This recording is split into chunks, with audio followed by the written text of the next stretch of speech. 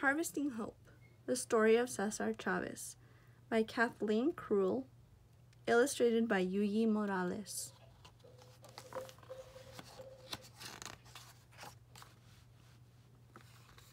Until CesarChavez was 10, every summer night was like a fiesta. Relatives swarmed onto the ranch for barbecues with watermelon, lemonade, and fresh corn. Cesar and his brothers, sisters, and cousins settled down to sleep outside, under netting to keep mosquitoes out. But who could sleep, with uncles and aunts singing, spinning ghost stories, and telling magical tales of life back in Mexico? Cesar thought the whole world belonged to his family. 80 acres of their ranch were an island in the shimmering Arizona desert, and the starry skies were all their own. Many years earlier, Cesar's grandfather had built their spacious adobe house to last forever, with walls 18 inches thick, a vegetable garden, cows, and chickens supplied all the food they could want. With hundreds of cousins on farms nearby, there was always someone to play with. Cesar's best friend was his brother Richard. They never spent a day apart. Cesar was so happy at home that he was a little afraid when school started. On his first day, he grabbed the seat next to his older sister, Rita. The teacher moved him to another seat, and Cesar flew out the door and ran home. It took 3 days of coaxing for him to return to school and take his place with the other first graders. Cesar was stubborn, but he was not a fighter. His mother cautioned their children against fighting, urging them to use their minds and mouths to work out conflicts. Then, in 1937, the summer Cesar was 10, the trees around their ranch began to wilt. The sun baked the farm soil rock hard. A drought was choking the life out of Arizona. Without water for crops, the Chavez family couldn't make money to pay its bills. There came a day when Cesar's mother couldn't stop crying. In a daze, Cesar watched his father strap their possessions onto the roof of their old car. After a long struggle, the family no longer owned the ranch. They had no choice but to join the hundreds of thousands of people fleeing to the green valleys of California to look for work. Cesar's old life had vanished. Now he and his family were migrants, working on other people's farms, crisscrossing California, picking whatever fruits and vegetables were in season. When the Chavez family arrived at the first of their new homes in California, they found a battered old shed. Its doors were missing and garbage covered the dirt floor. Cold, damp air seeped into the bedding and clothes. They shared water and outdoor toilets with a dozen other families, and overcrowding made everything filthy. The neighbors were constantly fighting, and the noise upset Cesar. He had no place to play games with Richard. Meals were sometimes made of dandelion greens gathered along the road. Cesar swallowed his bitter homesickness and worked alongside his family.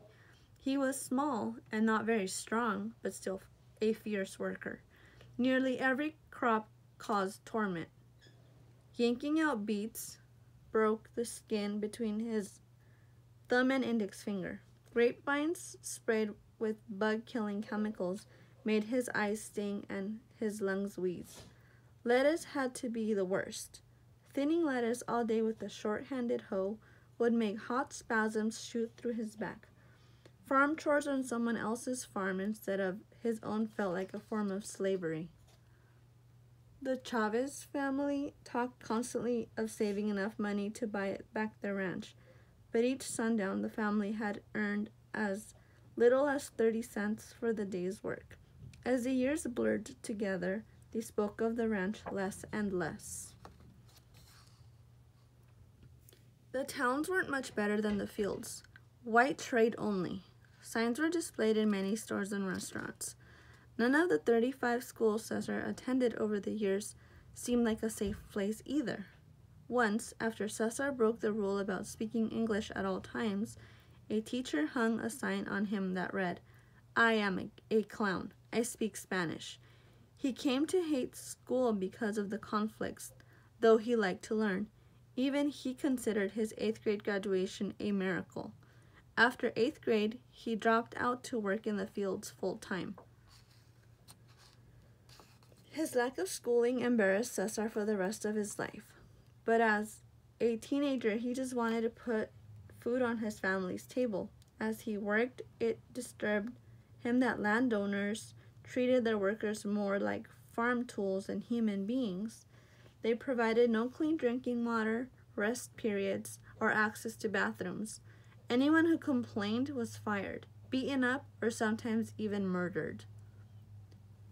So like other migrant workers, Cesar was afraid and suspicious whenever outsiders showed up to try to help. How could they know about feeling so powerless? Who could battle such odds? Yet Cesar had never forgotten his old life in Arizona and the jolt he'd felt when it was turned upside down. Farm work did not have to be this miserable. Reluctantly, he started paying attention to the outsiders. He began to think that maybe there was hope, and that in his early 20s, he decided to dedicate the rest of his life to fighting for change. Again, he crisscrossed California, this time to talk people into joining his fight. At first, out of every 100 workers he talked to, perhaps one would agree with him. One by one, this was how he started. At the first meeting Cesar organized, a dozen women gathered. He sat quietly in a corner. After 20 minutes, everyone started wondering when the organizer would show up. Cesar thought he might die of embarrassment. "Well, I'm the organizer," he said, and forced himself to keep talking, hoping to inspire respect with his new suit and the mustache he was trying to grow. The women listened politely, and he was sure they did so out of pity. But despite his shyness, Cesar showed a knack for solving problems. People trusted him. With workers, he was endlessly patient and compassionate. With landowners, he was stubborn, demanding, and single-minded. He was learning to be a fighter. In a fight for justice, he told everyone, truth was a better weapon than violence. Non-violence, he said, takes more guts. It meant using imagination to find ways to overcome powerlessness. More and more people listened. One night, 150 people poured into an old abandoned theater in Fresno. At this first meeting of the National Farm Workers Association, Cesar unveiled its flag, a bold black eagle, the sacred bird of the Aztec Indians, La Causa. The cause was born. It was time to rebel, and the place was Delano, here in the heart of the lush San Joaquin Valley. Brilliant green vineyards reached toward every horizon. Poorly paid workers hunched over grapevines for most of each year. Then, in 1965, the vineyard owners cut their pay even further. Cesar chose to fight, just one of the 40 landowners, hoping that others would get the message. As plump grapes drooped, thousands of workers walked off that company's field in strike, or huelga. Grapes, when ripe, do not last long. The company fought back with everything from punches to bullets. Cesar refused to respond with violence. Violence would only hurt La Causa. Instead, he organized a march of more than 300 miles. He and his supporters would walk from Delano to the state capitol in Sacramento to ask for the governor's help. Cesar and 67 others started out one morning. The first obstacle was the Delano police force, 30 of whose members locked arms to prevent the group from crossing the street. After 3 hours of arguing in public, the chief of police backed down. Joyous marchers headed north under the sizzling sun. Their rallying cry was "Si se puede," or "Yes, it can be done." The first night, they reached Ducor. The marchers slept outside of the tiny cabin of only one person who would welcome them.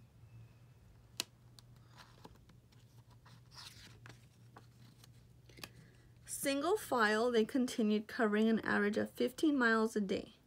They inched their way through the San Joaquin Valley, while the unharvested grapes in Delano turned white with mold. Cesar developed painful blisters right away. He and many others had blood seeping out of their shoes. The word spread. Along the way, farm workers offered food and drink as the marchers passed by. When the sun set, marchers lit candles and kept going. Shelter was no longer a problem. Supporters began welcoming them each night with feasts. Every night was a rally. Our pilgrimage is the match, one speaker shouted. That will light our cause for all farm workers to see what is happening here. Another cried, we seek our basic God-given rights as human beings. Viva la causa! Eager supporters would keep the marchers up half the night talking about change. Every morning, the line of marchers swelled, Cesar always in the lead. On the 9th day, hundreds marched through Fresno. The long, peaceful march was a shock to the people unaware of how California workers had to live. Now, students, public officials, religious leaders, and citizens from everywhere offered help. From the grape company, the publicity was becoming unbearable. And on the vines, the grapes continued to rot. In Modesto, on the 15th day, an exhilarated crowd celebrated Cesar's 38th birthday. 2 days later, 5,000 people met the marchers in Stockton with flowers, guitars, and accordions. That evening, Cesar received a message that he was sure was a prank, because in case it was true, he left the march and had someone drive him all through the night to a mansion in wealthy Beverly Hills.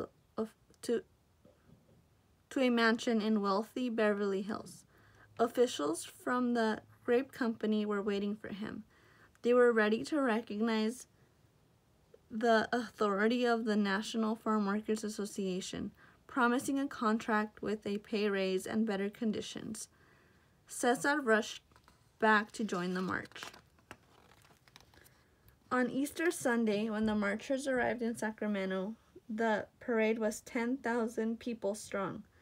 From the people of the state capitol building, the joyous announcement was made to the public. CesarChavez had just signed the first contract for the farm workers in American history.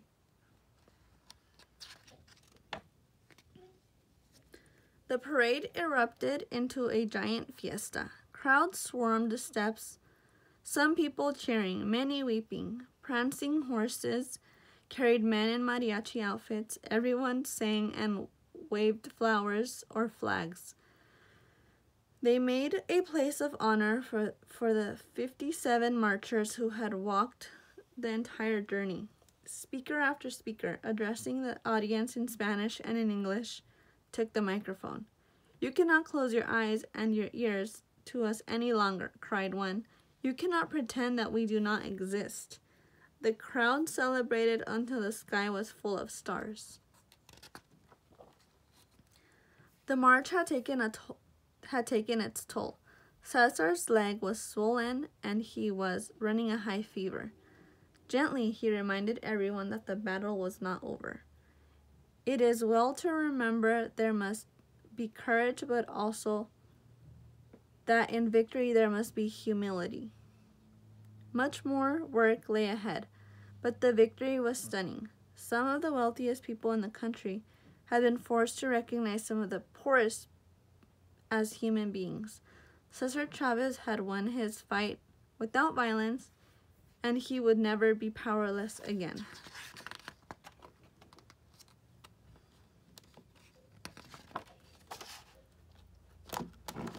The end.